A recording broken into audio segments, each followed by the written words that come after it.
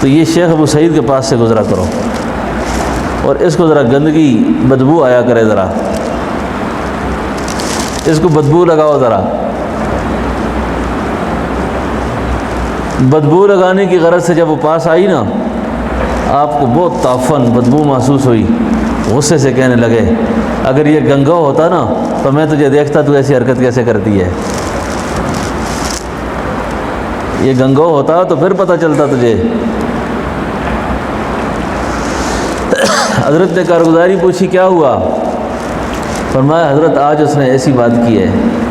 فرمایا آئندہ ہفتے ذرا اس کے اور قریب سے گزرنا۔ آئندہ ہفتے جب اور قریب سے گزرے تو صرف غصے سے دیکھا، بولے نہیں۔ تیسرے ہفتے جب گزری تو اس پر گندگی گرا بھی دی اس نے اور خود گر گئی۔ جب آپ کے کپڑے گندے ہو گئے نا، کپڑے جب گندے ہو گئے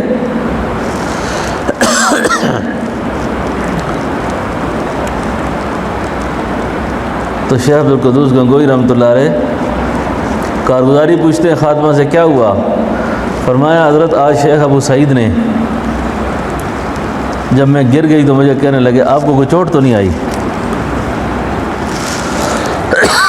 آپ کو کوئی چوٹ تو نہیں آئی؟ فرمایا ان کو واپس بلاؤ، آج سے ان کی خدمت تبدیل ہے۔ حضرت نے فرمایا ہمارے پاس ایک شکاری کتا بھی ہے، وہ شکاری کتا آپ نے اپنے ہاتھ میں پکڑنا ہے اور ہمارے ساتھ سفر کرنا ہے۔ اور یہ بہت دبلے پتلے کمزور ہو گئے تھے، انہوں نے کتے کو اپنی پیٹھ کے ساتھ باندھا اور شیخ نے کتے کو بھاگنے کا اشارہ کیا۔ کتا بڑا زوراور تھا، بھاگا تو شیخ ابو سعید زخمی ہو گئے، روندے گئے زمین پر۔ حضرت نے کتے کو رکنے کا اشارہ کیا۔ رنگ لاتی ہے حنا پتھر پر پس جانے کے بعد، رنگ لاتی ہے حنا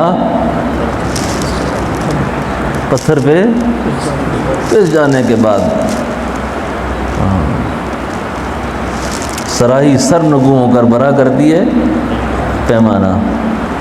کبھی آپ نے دیکھا ہو کہ پین جو ہے نا اس کو نیچے ڈال کے بھرتے ہیں، اوپر سے بھرا ہے کسی نے؟ اللہ اکبر اللہ۔ شیخ عبدالقدوس گنگوئی نے جب اشارہ فرمایا کتے کو رکنے کا، رک گیا، صاحبزادہ زخمی ہو گئے۔ رات خواب میں شیخ عبدالقدوس گنگوئی رحمۃ اللہ علیہ کی زیارت ہوئی، جلال الدین جلال آبادی رحمۃ اللہ علیہ کو۔ فرمایا میں نے تیری تربیت کی ہے تو یہ اتنا تنگ نہیں کیا جتنا تو نے میرے بیٹے کو تنگ کر دیا ہے، جتنا تو نے میرے بیٹے کو ستایا ہے، بس کر، میری نسبت خلافت اس کو دے اور اس کو اپنے علاقے میں روانہ کر دے، بس اب اس کا سلوک مکمل ہو گیا ہے۔ اللہ اکبر۔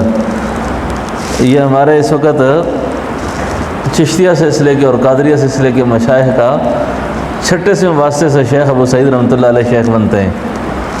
مولانا زکریا رحمۃ اللہ علیہ کے 6-7 واسطوں سے پیر بنتے ہیں شیخ ابو سعید۔